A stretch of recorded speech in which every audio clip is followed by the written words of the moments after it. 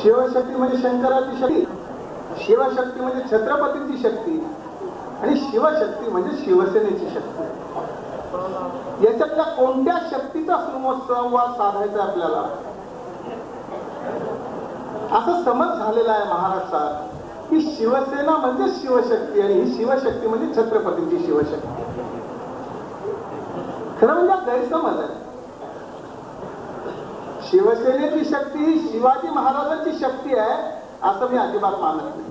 पण सारे भाऊ भाऊ आणि पंथीला मात्र वेगळे जाऊ. संतीला सगळे आणि पंक्तीला वेगळे. मला वरच्या परिवर्तनावर माझा विश्वास.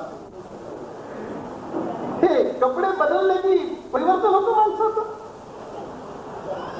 भीम जयंतीला आमचा विठू कांबळे आला बापाला घेऊन. म्हातारा बाप, धोतर लावलेला, पोरगा सफारी पुढे चाललाय, बाप मागे. म्हटलं, विचारलं काय रे? म्हटलं बापाला घेऊन आले, जयंती दाखवतो. म्हटलं मग बापाला मागे का? बोलले काय भाई, धोतर घातले ना. माझी सफारी मॅचिंग होत नाही. मी बाबाला विचारलं, म्हणजे पांडवा कधी आला? म्हटलं कालच आलं, जयंती बघायला चाललं. म्हटलं हा, सांगितलं पोराला तुमच्या. काय म्हणते पोरं? म्हटलं मी विचारलं त्याला, बाबा तुम्ही मागे आहे, पोरग पुढे आहे. मग पोरग म्हटलं काय आहे ते, बापाचं धोतर आहे आणि माझी सफारी मॅचिंग होत नाही म्हणून बापाला मागे ठेवलं. म्हटलं भाई, त्या येड्याला हे माहिती आहे का की त्या सफारीचा जन्म याच धोत्रातून झाला? कपडे बदलण्याने परिवर्तन होतं, अशाला परिवर्तन होत नाही. सफारी जिथून आली तिथे लक्ष ठेवलं पाहिजे. कशाचा सुसंवाद? माझे आणि बाळासाहेबांचे गेले अनेक वर्षांचे संबंध आहेत. आपल्याला ठाऊक नसेल, उद्धवरावांना ठाऊक नसतील कदाचित. मी निळूभाऊ खाडीलकर आणि बाळासाहेब 3-3 रात्र त्यांच्या घरी मीनाताई असताना एकत्र रात्रभर बसलो. इथे मी जेव्हा आलो तेव्हा मला आनंद दिघेंकडे बघून मला मागची आठवण आली. इथे महात्मा फुलेचं नाटक होतं आणि बाळासाहेबांनी सांगितलं, भाई जरा निळूभाऊ आणि तुम्ही नाटकाला या. मी आणि भाऊ नाटकाला आलो. इथेच आम्ही या रेस्ट हाऊसवर. आनंद थोडा असा होता, आता थोडासा शक्तीमुळे वाढलाय. पहिली भेट माझी बाळासाहेबांनी करून दिली. दलित पॅंथरचे नेते, अत्यंत संयमी शांत स्वभावाचा. आजही फारसा फरक मला दिसला नाही, शांत आहे, तसाच आहे. ती पहिली भेट.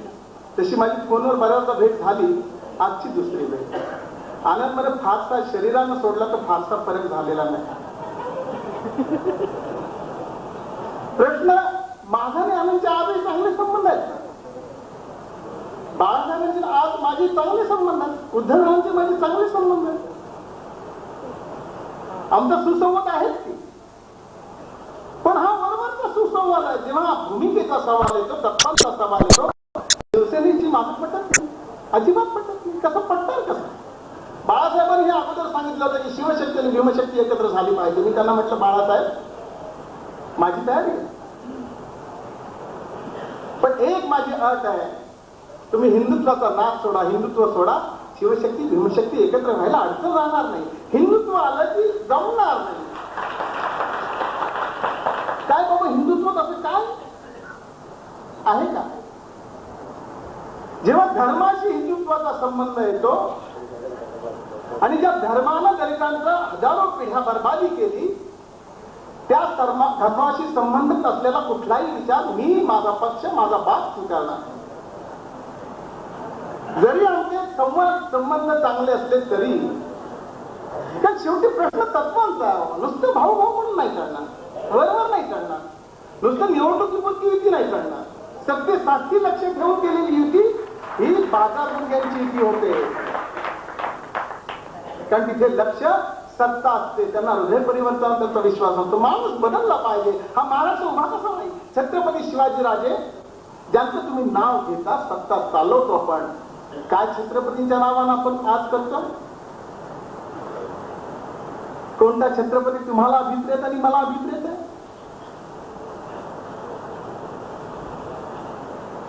जाहीर सभांमधून बाळासाहेब मुसलमानांना लाडले म्हणतात.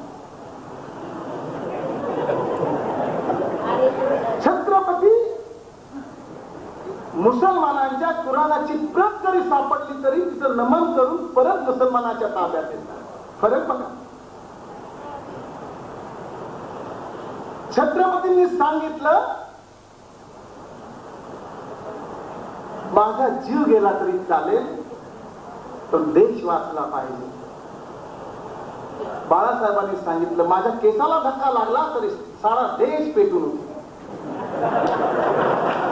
फरक लक्षात घ्या. सुसंवाद कशाचा हे वैचारिक मंथन करतोय आपण. सुसंवाद कशाचा? भूमिकेचा सुसंवाद झाला पाहिजे. माणसांशी नुसतं गोड बोलून नाही करणार. मी आणि बाळासाहेब एकत्र जेवलो तिथे त्यांच्या घरी, ताईंनी मला वाटली विना ताईंनी. हे संबंध आजही मी ठेवू नये, जपू नये.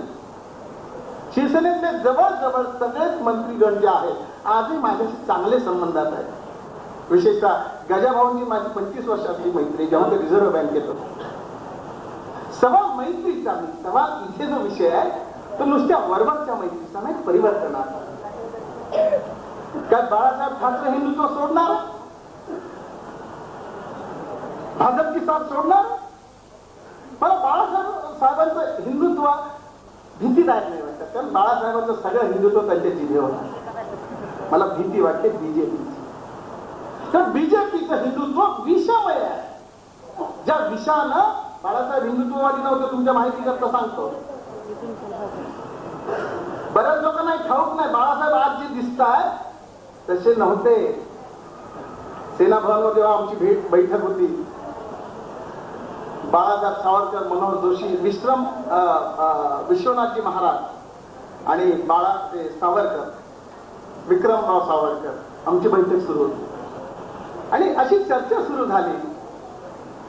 2 सवाल मला विचारले. बोले भाई कुटुंब नियोजनाच्या संदर्भात तुमची भूमिका काय? म्हटलं बाबासाहेबांनी तर अगोदरच सांगितलंय की या देशात जर सुखानं नांदायचं असेल तर लोकसंख्येला आळा घातला पाहिजे. आणि म्हटलं गोहत्याबद्दल तुमचं मत काय? म्हटलं गोहत्याबद्दल म्हटलं मी बुद्धाचा अनुयायी, मला हत्याच नको. गाईलाच का वाचवायचं? कशा करता गाईला वाचवायचं? सगळ्या जनावरांना वाचवायला. गोहत्यात का वाचवायची? ती गरीब आहे म्हणून वाचवायची? ती चांगलं दूध देते म्हणून वाचवायची? ती उपयोगी आहे म्हणून कशा करता वाचवायची? म्हणजे गाईला वाचवायचं, तिच्या पोराला मारायचं? माझा तर हत्येलाच विरोध आहे. मी पूर्ण अहिंसा मानतो म्हणून गोहत्येबद्दल माझा विरोध आहे. सावरकर भडकले, उभे राहिले, थोडा बोलायला लागले त्यांच्या स्टाईलमध्ये, लाल बुंद झाले. बाळासाहेबांनी त्यांना दाबलं, म्हटलं सावरकर ही चर्चा करायची पद्धत नव्हे. अशा अनेक घटना माझ्या डोळ्यासमोर कळत आहेत आज. सुसंवाद कशाचा हे एकदा ठरलं पाहिजे. मला काही भीती वाटत नाही शिवसेनेची, अजिबात नाही वाटत. बाळासाहेब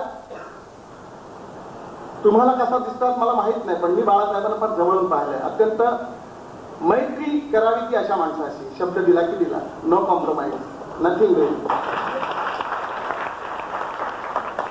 मी पाहिलं.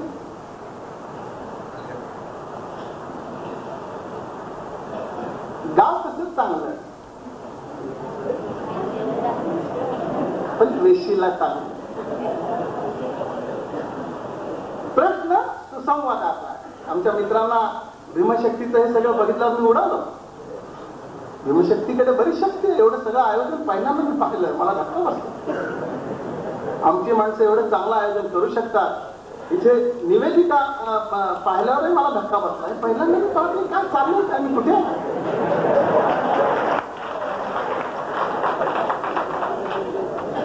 आमच्याकडे असं काही नाही. आमचा सर झपट सुरू असतो, अध्यक्ष सुरू. इथे सगळं सिस्टमॅटिक पाहिल्यावर ही भीमशक्तीतच आलं की कुठे आलंय याचा मला संभ्रम झाला. पण कसं का असेल त्या निमित्ताने चांगला प्रयोग त्यांनी सुरू केला. मी त्यांना अगोदरच सांगितलं तर बघा मी फाटका आहे, उद्धवराव येणारच बोले. हो म्हटलं बाबा माझ्या तोंडातून काय जायची शक्यता आहे? ते म्हटलं हरकत नाही, नो प्रॉब्लेम. तर हा विषय भावी महाराष्ट्र उभा करायचा असेल तर तुम्हाला नुसते कपडे बदलून नाही चालणार, हृदयात परिवर्तन झालं पाहिजे. वरच्या परिवर्तनाची अपेक्षा करणाऱ्यांपैकी मी नाही. आणि माझ्या संघटनेला तर बाबासाहेब आंबेडकरांच्या वैचारिक अधिष्ठान आहे, वैचारिक परंपरा आहे, पिढ्यानपिढ्या आम्ही जगत आलोय. आणि म्हणून जेव्हा वैचारिक परंपरेची सुरुवात होते तेव्हा माझी वैचारिक परंपरा, बाबासाहेब आंबेडकरांच्या रिपब्लिकन पक्षाची वैचारिक परंपरा आणि शिवसेनेची वैचारिक परंपरा. आता वैचारिक परंपरा आहे का हा नंतरचा मुद्दा. शिवसेनेला वैचारिक अधिष्ठान आहे का हा नंतरचा मुद्दा. मगाशी उल्लेख केला काकांना की 72 ला शिवसेनेची युती झाली होती रिपब्लिकन पक्षाची. तेव्हा शिवसेना हिंदुत्व घेऊन निघाली नव्हती, मराठी माणसाची होती.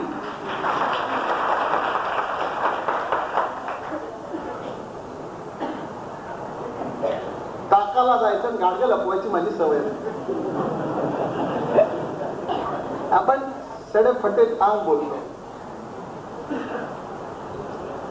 बुद्धानं सांगितलं सम्यक संकल्प, सम्यक दृष्टी. जसं असेल तसं बोला, लपवायचं नाही.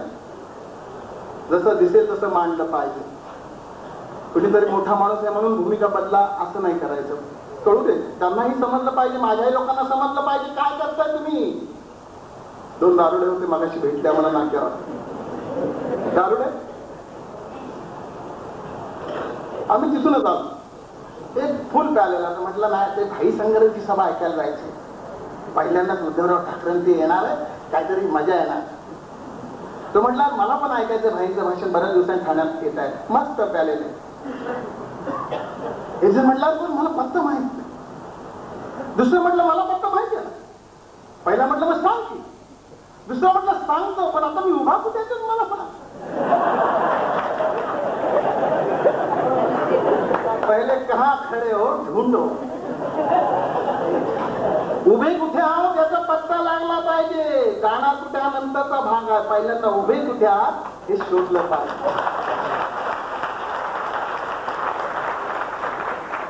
आणि जोपर्यंत उभे कुठे आहोत हे समजत नाही तोपर्यंत प्रवास होणार कसा, सुसंवाद तरी सांगणार कसा. गुलुगुलू बोलून नाही सुद्धा सुसंवाद साधत. आपलं जळमट निघालं पाहिजे, आपलं विष बाहेर आलं पाहिजे. सापाला दूध पाजताना तुम्ही नागपंचमीला पाजता, पण नागपंचमीचा दिवस उजाडल्यावर जर घरात साप आला तर पुसता का तुम्ही लगेच का घेऊन. कशी काय सहिष्णुता. अरे देव आहे की तो, पण देवाला तुम्ही घ्या की काठेमध्ये नाही घेत. फक्त नागपंचमीला नाही, नंतर तो वाढू. असलं ढोंग नाही चालणार. No nothing doing. नाही चलेगा ऐसा. युती जेव्हा आमची काँग्रेस बरोबर झाली, एक दिवशी शिवाजी पार्कवर सभेला होतो. ताई होते की नाही मला आता आठवत नाही. नीलम ताई, सुधाकरराव मुख्यमंत्री होते आणि माझं भाषण सुरू झालं. मी सांगितलं की म्हटलं सुधाकररावजी असं समजायची गरज नाही की काँग्रेस दलितांचं फार भलं करणार म्हणून आम्ही तुमच्याशी युती केली. आज एक तेच सांगतोय की काँग्रेस दलितांचं भलं करते म्हणून आम्ही त्यांच्याबरोबर नाही जात. दगडापेक्षा वीट मऊ म्हणून त्यांचा निर्णय घेतला. सेना भाजपवाले असे खातात, काँग्रेसवाले असे खातात. एवढा फरक आहे, दुसरं काय फरक. मराठवाड्याचं नामांतर झालं. शरद पवारांची आमची सभा 40 लोकांची सुरू होती. शरदरावांना सांगितलं काय सांगा तुम्ही सेना आणि भाजपला शिरा घालता ते जातीवादी, तुम्ही काही कमी जाती होते. मराठवाड्याच्या नामांतरामध्ये दलितांची घरांची राखांपणी केली तेव्हा काही शिवसेनेची लोक होती, तुमचीच लोक होती. तुम्ही काय सांगता मला शिवसेनेचं नंतर. आणि आता मराठवाडा आणि विदर्भातली आणि याची जी शिवसेना ती कुणाची आहे. शरदराव तुमच्या मोठ्या लोकांना विचारा शिवसेनेची प्रेरणा कुणी दिली. शिवसेनेला मोठा कुणी केलं. आता भस्मासूर झाला, डोक्यावर हात ठेवायला लागल्यावर शिवसेना जातीमध्ये झाली. वाढवली तुम्हीच ना. एक शत्रू मारण्याकरता तुम्ही त्यांना मोठं केलं. आता ते एवढे मोठे झाले तुम्हाला गिळायला लागल्यावर तुम्हाला भीती वाटायला लागली. पळत सुटला इंद्र. अरे हा भस्मासूर माझ्या डोक्यावर हात ठेवायला लागला. कुठे उभे आहात याचं भान असलं पाहिजे. आणि म्हणून या गोष्टींचा विचार आपण केला पाहिजे. उभ्या महाराष्ट्राला पावन केलं दोन शूद्रांनी. दोन शूद्र, एक शूद्र छत्रपती शिवराय आणि दुसरा शूद्र बाबासाहेब आंबेडकर. छत्रपती शिवाजी महाराज शूद्र होते, मी नाही सांगत, गागाभट्टाने सांगितलं, इतिहासात तुम्ही लिहून ठेवलंय. नाही राज्याभिषेक केला, छत्रपतींचा राज्याभिषेक नाही करू देत होते. काय सांगते महाराष्ट्राची परंपरा. काय झालं तुकाराम बुवांचं? इंद्रायणी पुढून मारला, 302 केला तुम्ही, त्यांना सांगितलं वैकुंठला दिलं. 302 चक्क झाला. काय झालं ज्ञानदेवांचं? ज्ञानेश्वरी त्यांनी निर्माण केली 16 वर्षामध्ये. 16व्या वर्षी एवढा यंग बाल तरुण पोरगा समाधी घेतो. कुणाला पण म्हणतात, त्याचा विचार आहे ना कुणाला? का समाधी घेतली? वय होतं समाधी घ्यायचं, त्यांचं कार्य पूर्ण झालं होतं. एक ज्ञानेश्वरी लिहिली की वय संपतं. मग का ज्ञानेश्वरी घेतली? माझा सवाल आहे. सगळ्या बाबा महाराज सातारकर जे गीतेची प्रवचनं करतात त्यांना माझा सवाल आहे की या प्रश्नाचं उत्तर द्या की ज्ञानेश्वरांनी का समाधी घेतली? काय कारण होतं ज्ञानेश्वरांना समाधी घ्यायची? त्यांच्या आईवडिलांनी तर तुमच्या छळाला कंटाळून आत्महत्या केली. मग ज्ञानेश्वर महाराजांनी समाधी काय घेतली? ज्ञानेश्वरीचं नंतर बुद्धानं सांगितलं, दुःख जिथून निर्माण होतं त्याची कारण शोधा आणि ती कारण नष्ट करा. दुःख दूर करायला नाही सांगितलं बुद्धानं, कारण शोधायला सांगितली. बॉम्बस्फोट मुंबईत झाले आणि आमचे शरदराव दाऊदला पकडायला गेले. म्हटलं दाऊद इब्राहिमला कसलं पकडताय शरदराव? बुद्धाचा ऐका परत. ते बोले कसं काय बुद्ध इथे येतो बॉम्बस्फोट मध्ये? म्हटलं बुद्ध हजर इथे. बुद्धानं सांगितलं दुःख जिथून निर्माण होतं त्याची कारण शोधा. का बॉम्बस्फोट झाला त्याची कारण शोधा. दाऊदला काय वेळ नाही लागला सोन्याची तस्करी सोडून बॉम्बस्फोट करायला? का बॉम्बस्फोट केला त्याचं कारण शोधा. आणि जेव्हा कारण शोधायला जाल तेव्हा दाऊद इब्राहिम आरोपी असणार नाही, तेव्हा लालकृष्ण अडवाणी आरोपी असणार आहे. बाबरी मस्जिद पडली नसती तर बॉम्बस्फोट झाला नसता. याचा विचार करतो आम्ही.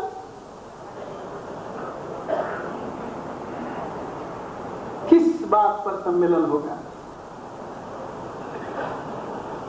पण काही थोडा विचार करणारच की नाही?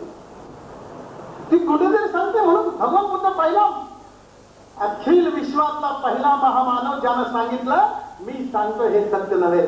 मला कुठल्या धर्मसंस्थापकानं सांगितलं असं? पहिला बुद्ध सांगतो मी बोलतो हे सत्य नव्हे.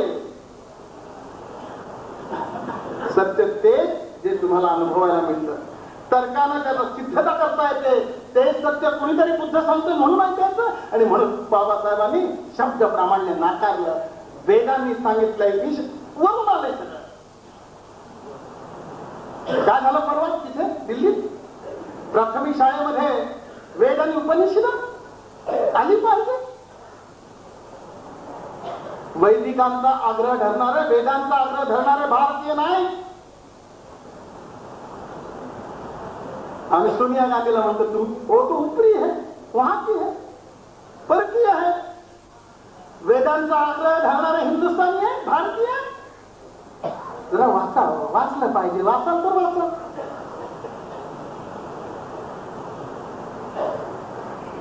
काय वेदांमध्ये? एक वेदांमधलं एक ते मी वाचलं. एकाची गाय जास्त दुभती होती. वेदांतला मंत्र त्या गायीचं दूध आटू द्या आणि माझ्या गायीला येऊ दे. कुठे चाललंय आम्ही? 21व्या शतकात कुठे चाललंय? माणसं चंद्रावर चालले आणि तुम्ही कशा करता? ज्याचा जनसामान्यांशी संबंध नाही, संस्कृत भाषेचा तुम्ही आग्रह धरता, जनमानवांशी काय संबंध आहे? ज्ञानेश्वरांनी गीता मराठीत केली. तुम्ही काय सांगितलं? बहुजन रेड्याच्या तोंडून वेद बनविले. कोण रेडे? बहुजन समाज. याला समाज आमचा मराठीत आणली. जे जे आपणाशी ठावे ते ते संस्कृतातील लपवावे, येडे करून सोडावे सकळ जना. केलं किंवा येडं तुम्हाला? त्यांनी सांगायचं तुम्ही ऐकायचं, त्यांनी सांगायचं पैल गावन तुम्ही म्हणायचं 13 महिना. पत्ताच नाही पैल गावन कसं राहतो. इथे परिवर्तन झालं पाहिजे, हे सगळं बदललं पाहिजे. नुसतं छत्रपती शिवाजी राजांचं नाव घेऊन नाही जमत बंधूंनो. शिवाजी होते, हा मोठा माणूस, मोठ्या ताकदीचा. मावळ्यांची फौज होती, मावळे, जात-पात विरहित मावळे. आग्र्यावरून जेव्हा छत्रपती शिवाजी महाराज पळाले, त्या याच्यातून पेटाऱ्यातून निघाले, त्यांच्या पलंगावर, गादीवर जो झोपला होता तोही मुसलमान सैनिक होता. द्वेषाचं राजकारण करायचं कशासाठी? धर्माच्या आधारानं राष्ट्र बलवान होत नाही बंधू आणि भगिनींनो. जगाच्या पाठीवर कोणताही असा देश नाही जो धर्माच्या आधारानं मोठा झाला. गर्व से कहो हम हिंदू आहे, आपण घोषणा केली. हिंदू काही गर्व करायची गोष्ट आहे? गर्व कशाचा करता? अझरुद्दीन कोण आहे? मुसलमान. तो कुणासाठी लढतो? मुसलमानांसाठी नाही लढत, भारतासाठी लढतो. पी.टी. उषा कोण आहे? कुणासाठी लढते? तिच्या जातीसाठी नाही लढत, देशासाठी लढते. अब्दुल हमीद पाकिस्तानच्या विरुद्ध लढला. त्याच्या धर्मियांचा देश बळी गेला, रंगाडे तोडून बर्बाद झाले. तो अब्दुल हमीद मुसलमान होता, लढाई केली भारतासाठी. कुणाच्या विरुद्ध? पाकिस्तानच्या विरुद्ध. तुझी सोचो, समजो जरा. माणूस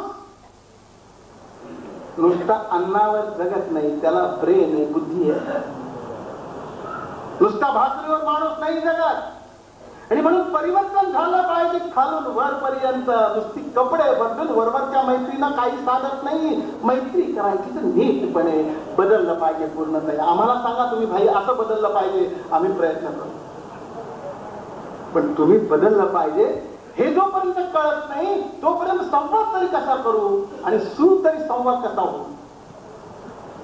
आणि म्हणून सुसंवादाची जी कल्पना चांगली आहे, मला आवडली, म्हणून मी म्हटलं मी येणार.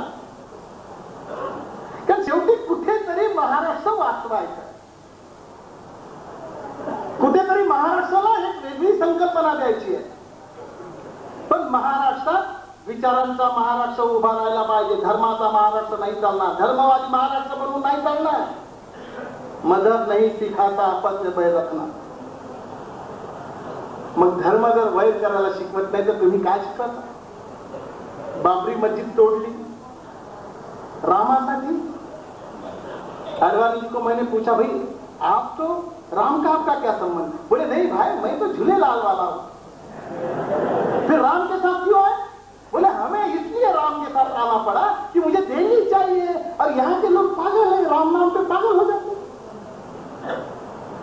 म्हणून रामाला मी मध्ये आणला. रामाचा वापर, धर्माचा वापर सत्तेसाठी, दिल्लीसाठी करतात.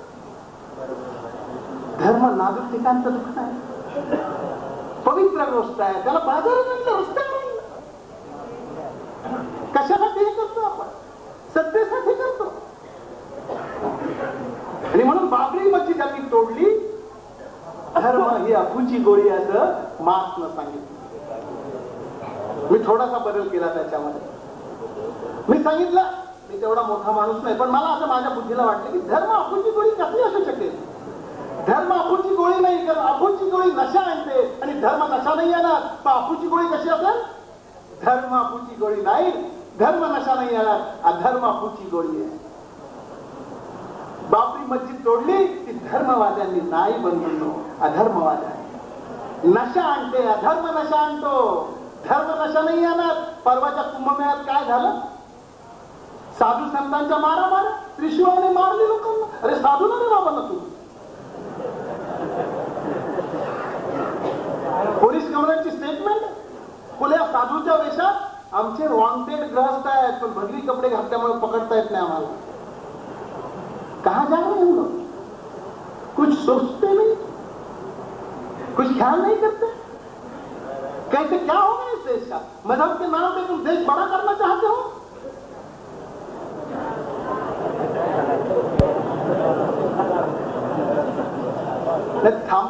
तिथे नाहीये पण मी थांबणार आहे, उद्धवरावांना पण बोलायचं आहे, हा वेळ घेणार नाही. तो आमचा भीमशक्तीचे संस्थापक अभिमन्यू खंडकाळ आणि आबासाहेब शास्त्री फार परिश्रम घेतले, ते वाया जाऊ नयेत अशी त्यांची अपेक्षा. श्रम वाया जाऊ नयेत की हे वाया जाऊ नयेत, नेमकं काय मला समजलं. पण बंधू आणि बंधूंनी मला सांगायचा उद्देश असा होता, आज शिवसेनेमध्ये माझा शिवसैनिक जो आहे, सगळा माझा मित्र, माझा बंधू आहे, सगळे मंडल आयोगाचे मेंबर आहे, सगळे मंडल आयोगाचे. जाऊ द्या जरा जायचं असेल त्यांना, बराच वेळ थांबलंय. मंडल आयोगाची घोषणा झाली. बघा आपण कसा विचार करतोय तो. माझी विनंती अशी आहे, मी जे बोलतो हे टीकात्मक म्हणून नाही, कुठेतरी याचं परीक्षण झालं पाहिजे, कुठेतरी याचा विचार व्हायला पाहिजे, तरच आपली दोस्ती पक्की होईल. नाही तर वरवरची दोस्ती, तोंड फिरलं की शिवाय देतो, अशी दोस्ती नाही पाहिजे. मंडल आयोगाचे सगळे शिवसैनिक आमचे मेंबर आहेत. बाळासाहेबांनी मंडल आयोगाला विरोध केला, पण शिवसेनेच्या कुठल्याही सैनिकांनी ब्र नाही काढला. हा त्यांच्या संघटनेचं चांगुलपण. मंडल आयोगाचे आपण सभासद आहोत हेच आमच्या सैनिकांना माहिती. कशा करता आपण हे करतो? बाळासाहेबांची ताकद. महाराष्ट्रात पहिली अशी संघटना आहे, महाराष्ट्राच्या इतिहासात बड़ी बात है ये, एक इंसान इतने साल से अपनी हुकूमत बिना तकरार, बड़ी बात है. I appreciate it really. हे खरोखरच चमत्कार आहे, इट्स नॉट ए जोक. चांगुलपण स्वीकारलं पाहिजे. उगीच आपण टीका करण्यात मला काही इंटरेस्ट नाही. जे चांगुलपण आहे, जे चांगलं आहे ते स्वीकारलं पाहिजे. चांगुलपण हे चांगलं असणारच स्वीकारू शकतो, नाही तर स्वीकारता येत नाही. हे चांगुलपण आहे सेनेचं. हिंमत नाही. मी बाळासाहेबांकडे बसलो होतो त्यावेळेस शिवसेना भवनमध्ये, मला सोडत नव्हते. ठाकूर होते, आताही असतील कदाचित, मी गेलो नाही कधी अजून बरेच दिवस. ठाकूरांना सांगितलं, फक्त ते म्हटले नाही साहेब बिझी आहे, वामनराव वगैरे सगळे बसले. मी म्हटलं जस्ट मला फक्त तुम्ही सांगा भाई सांगणार आहे. त्यांनी निरोप दिला. मी त्यावेळेस सिगारेट प्यायचो. बघा म्हणजे आता माझे त्यांचे संबंध कसे कसे वाढत गेले. तुम्हाला दिसणारा बाळासाहेबांनी मला तो थोडा सांगतो. आणि मी त्यांनी सांगितलं अरे बोलवा त्यांना. गेलो. मागाशी जे सांगितलं ना मी तुम्हाला, विक्रमराव सावरकरांच्या त्या बैठकीची ही सुरुवात, तिथे बबन दारोडकर वगैरे ही मंडळी, जुनी मंडळी बसली होती. मी गेलो. बाळासाहेब उभे राहिले, हे सगळे उभे राहिले. बाळासाहेब त्या आपल्या याच्यावर बसून होते गाडीवर. मला म्हटले बाई 2 मिनिटं समोर बसा. समोरच्या त्या याच्यावर बसवलं मला. आणि तुम्हाला धक्का बसेल, मी सिगारेट पीत होतो. तिथे हिंमत नाही कुणाची आतमध्ये सिगारेट प्यायची. मला ते मोठं नवल वाटलं. बाळासाहेबांनी त्यांच्या याला सांगितलं की ॲश दे आणून तिथे. माझ्या लक्षात आलं नंतर की बाळासाहेब कुणाला असं करत नाही, आपल्या प्रेमापोटी त्यांनी कदाचित हे केलं असावं. मी सिगारेट भिजवली. बाळासाहेब त्यांची खुर्ची कधी सोडत नव्हते. त्यावेळेचं सांगतो मी. कुठून तिथे आले माझ्या बरोबर, आम्ही चर्चा सुरू केली. तेवढ्यात अमरनाथ पाटील आले. त्यांचं काहीतरी तक्रार होती माझ्याकडे. मी त्यांना सांगितले आणि फक्त बाळासाहेबांनी एवढं सांगितलं, अमरनाथ ओळखतो ना भाई सांगणार, परत तक्रार येता कामा नये. बस संपलं, प्रकरण संपलं. ही जी मांडणी आहे, ही जी स्टाईल आहे, हा एक जो वेगळा अनुभव आहे तो मला भावला. कदाचित या गुणांमुळे आजही माझी त्यांची चांगले संबंध असावे. हे संबंध आजही आम्ही कंटिन्यू ठेवले. जेव्हा आमचं नामांतराचं सुरू झालं, आठवलेंना आम्ही घेऊन गेलो तिथे. अत्यंत दिलखुलास. तुम्हाला खरं म्हणजे हे माहितीच नाही आपलं काय प्रकरण आहे. बाळासाहेबांनी फार अत्यंत मोकळ्या मनाचा माणूस आहे. तो या लोकांनी कसं काय त्यांना हे केलं मला कळत नाही. फार मोकळ्या मनाचा, स्पष्ट मनाचा माणूस. आमची चांगली चर्चा झाली. बाळासाहेबांनी सांगितलं की आपण एकत्र फिरायला माझी तयारी आहे तुमच्याबरोबर नामांतराच्या प्रश्नावर मराठवाड्यात. आढळून सांगितलं शरद पवारांना घ्यायचं. म्हणजे तुम्हाला घ्यायचं तर घ्या, पण मी तुमच्याबरोबर यायला. हे झालं. आमची बैठक उठली. बाळासाहेब आम्हाला सोडायला आले. तेवढ्यात मीनाताई समोर होत्या. निरोप देता देता त्याने सांगितलं, त्यांना ओळखते का? माझ्याकडे बोट धरून. हो बोले, भाई हल्ली येत नाही आपल्याकडे बरेच दिवस. आमच्या लोकांना धक्का बसला की यांचे कसे काय एवढे संबंध. मी आठवलेलं सांगितलं, बाबा ते फार पूर्वीपासून जे आमचे रिलेशन्स आहेत, त्यामुळे तू चिंता करू नको. तो जो खुलासा मी तुम्हाला करतोय मुद्दाम, नामांतराच्या प्रश्नावर बाळासाहेब आमच्याशी अत्यंत मोकळेपणाने बोलले, आमच्याबरोबर फिरायला तयार झाले. दुसऱ्या दिवशीची बाळासाहेबांची स्टेटमेंट आली, ती मात्र बदललेली होती वर्तमानपत्रात. मला धक्का बसला, असं कसं काय झालं? पण नंतर कळलं की नागपूरवरून कदाचित मनोहर जोशींचा फोन आला असावा की बाळासाहेब तुम्ही काय करता, त्यांच्यावर फिरला तर आपल्याला मराठवाड्याला विदर्भात आपली सेना संपुष्टात आणावी लागेल, असं कसा काय निर्णय घेतला? आणि त्याच्यानंतर कदाचित ती भूमिका बदलली असावी. फक्त त्या दिवसाची स्टेटमेंट नवशक्तीमध्ये पूर्णपणे व्यवस्थित आली होती. मी मगाशी सांगितलं ना, बाळासाहेब मोकळ्या मनाचा माणूस, पण कुणीतरी त्यांना या अशा अवस्थेत आणला असावा असा माझा आजही संशय आहे. आणि म्हणून हा सुसंवाद जेव्हा साधायचा आपण विचार करतोय, आज युती सरकार आहे, मागासवर्गीयांची हालत बघतो आपण, नाही काय त्रास होतो. मागासवर्गीय माणूस जात नाही मंत्रालयात, शिक्षकात नाही मंत्रालयात, भीती वाटते, काय माणसं काम नाही होत आपली. किती भयानक चाललंय हे सगळं. कशाकरता करतो आपण, याचाही एक विचार व्हायला पाहिजे. मला विश्वास वाटला पाहिजे की युती सरकार हे आमचं सरकार आहे, पण असं होत नाही. आणि म्हणून आपण सुसंवाद जेव्हा साधतो तेव्हा त्याच्या मागची दुखणी सुद्धा नुसती बरी नाही, पूर्ण नायनाट झाला पाहिजे, तेव्हा सुसंवाद साधला. आणि म्हणून बंधू आणि भगिनींनो, आज आपण, मी हे सगळं बोललो की उद्धवराव आमच्या समोर आहेत म्हणून. हे सगळा इतिहास सांगितला तो एवढ्यासाठी की उद्धवरावजी आज आमच्या समोर आहेत, उद्याचे या महाराष्ट्राचे करते सवरते. दलितांच्या व्यथा वेदनांची त्यांनाही नीट माहिती व्हावी. जसं ज्योतिबांनी त्या राणीला समोर जाऊन सांगितलं, बाकीचे गेले बूट घालून, ज्योतिबा गेले घोंगडे घालून. त्यांनी सांगितलं, बाई हे जे आलेत ना, हा भारत नाही, भारत हा असा आहे. उद्धवरावने समजावं की रिपब्लिकन पक्ष तो जे तुम्हाला दाखवताय तसा नाही, हा असा आहे, आमच्या वेदना अशा आहे, आमचं म्हणणं असं आहे, आमची मागणी अशी आहे, आणि ही मागणी जर होत असेल तर दोस्ती करायला हरकत नाही, पण आमचं इथे आहे. आणि म्हणून बंधू आणि भगिनींनो, हा एवढा माफ करा तुमचा वेळ घेतला, कारण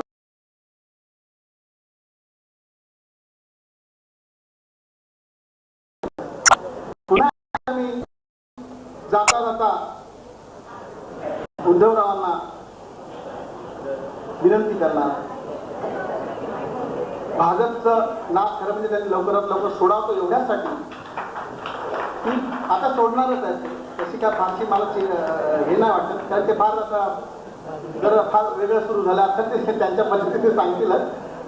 पण भाजपचं नाद याच्यासाठी सोडा की भाजप तिथे देशाची घटना बदलू पाहण्याची विधानं करते, आणि घटना हा आमचा जीव की प्राण आहे. No compromise. बरं, ती काही घटना माझ्यासाठी नाही लिहिली, दलितांच्यासाठी नाही लिहिली, तमाम भारतीय वासियांसाठी लिहिली. घटनेवरचा एकही ओरखडा म्हणजे आमच्या हृदयावरचा ओरखडा. आणि म्हणून घटना बदलणारी जी माणसं ते वल्गना करतात त्यांच्या बरोबर आपण बसताय, ही गोष्ट खटकणारच ना. विश्वास कसा ठेवणार? नाही चला, नाही, नो नो नथिंग. भाजपला स्वीकारणार कसं? ज्यांनी देश बर्बाद करण्याचं ठरवलं, त्या देश बर्बाद करण्याच्या त्यांच्या भूमिकेत, त्यांच्या पापात बाळासाहेब उद्धवराव आपण सहभागी होऊ नये अशी आमची दुसरी एक विनंती. आणि तिसरी आणि शेवटची विनंती, खरंच आपणाला प्रबोधनकारांच्या सारखं एक चांगुलपण महाराष्ट्रामध्ये निर्माण करायचं असेल तर आपण सुद्धा, मला बाळासाहेबांनी एक आठवण सांगितली, प्रबोधनकार जिवंत असताना त्यांच्या समोर त्यांची जिवंत प्रेम यात्रा काढली. बाळासाहेबांनी आम्हाला सांगितलं, मी आणि निळू भाऊ ते प्रबोधन काढून म्हणतात. तोच चांगुलपणा आपल्याला जर या महाराष्ट्रात नव्यानं निर्माण करायचा असेल तर पुन्हा माझी विनंती आहे की आपण हिंदुत्वाचा नाच सोडा. हिंदुत्व या देशाला बर्बाद करणार आहे. हिंदुत्व हे राष्ट्रीयत्व असूच शकत नाही.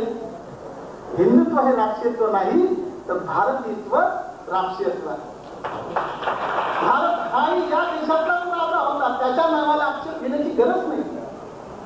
हिंदुत्व हे धर्माशिवायचं नाव असतं तर तेही आम्ही स्वीकारलं असतं, पण ज्या नावाला धर्माशी संबंध येतो ते नाव तुम्ही कितीही चांगुलपणाने त्याचा खुलासा केला तरी हिंदुत्वाचा अर्थ आपण कसे शब्दच्छेद करून फिरवला तरी कॉमन माणूस हिंदुत्व म्हटलं की त्या धर्माशी निगडीत असलेलं नाव लक्षात येतं आणि निवड त्याच्यासाठी आणि त्याच्यासाठी म्हणतात या गोष्टीला विरोध आहे. राष्ट्रीयत्व आम्हाला निश्चित गरज नाही. जाऊ नदी देशात मैंने बुद्ध धर्म स्वीकारला. अरे मुसलमान हम होते तो क्या होता इस देश का? छोटा पाकिस्तान दुसरा निर्माण झाला असता, सिकिस्तान निर्माण झाला असता. सगळ्यांनी ऑफर केली बाबासाहेबांना, पण नाही केलं बाबासाहेबांनी. या मातीतला या देशावर प्रेम करणारा बुद्धाचा धर्म स्वीकारला. ज्या बुद्धानं जग में बुद्ध का नाम है इसलिए भारत की शान है. असा बुद्ध बाबासाहेब आंबेडकरांनी स्वीकारला, या देशावर उपकार केले. आणि म्हणून आपण थोडस मी इकडे तिकडे बोललो, त्याला इलाज नाही. माझा स्वभाव असा आहे थोडासा वाकडा, पण तो उद्धवरावांनी समजून घ्यावा. आमच्या वेदना, आमचं म्हणणं आम्ही इथून तिथून सरळ साथ ठेवा. ती बावली असते, इकडे टाकली तरी सरळ जाते, इकडे टाकली तरी सरळ जाते. तसं माझं आहे. कुठल्याही स्टेजवर निळ्यात गेला, भगव्यात गेला तरी निळा असतो, पिवळ्यात गेला तरी निळा असतो. हे निळे पण ब्लड मध्ये एवढं मिक्स झालंय की त्याच्यातून बाहेर पडता येत नाही. बाहेर पडणं म्हणजे माझ्यासारखं तरफडणं. हा निळ्या आकाशाचा कलर आम्ही एवढ्यासाठी घेतलाय की सर्वव्यापी हा मानव समाज निळ्या आकाशासारखा अथांग राहावा. फक्त माणूस म्हणून माणूस राहावा, तिथे ना जात आणि धर्म आडवी यावी, एवढ्या अपेक्षेने आम्ही हे सगळं मांडलंय. आपल्याला माफ करा, पण हे बऱ्याच सगळी माणसे धन्यवाद धन्यवाद देतो आणि जय जय